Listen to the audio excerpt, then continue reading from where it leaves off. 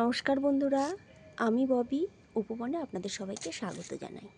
এই গাছটা দেখুন, আমার কাছে কিন্তু দারুণ লাগছে গাছটা আসলে পুরো পাতা টাতা সব ভর্তি ছিল, কিন্তু আমি 3-4 দিন অসুস্থ থাকায় একেবারেই আসতে পারিনি। আর টানা রোদে পুরো সব শুকিয়ে গিয়ে সব কিছু পাতা টাতা সব ঝরে গেছে।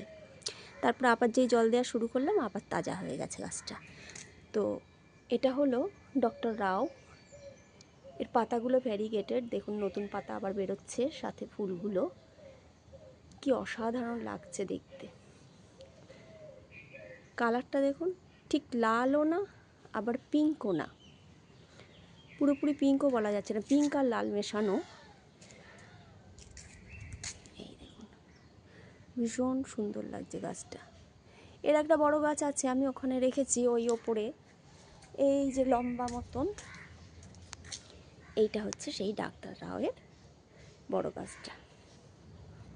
যারা লাল রঙের বাগানবিলাস পছন্দ করেন তারা কিন্তু ডক্টর রাও আনতেই পারেন। ফুলের সাইজ কিন্তু ছোট ছোট হবে। আর আগের গাছটা যেটা দেখালাম, ওটা আমার কাটিং থেকে তৈরি করা গাছ।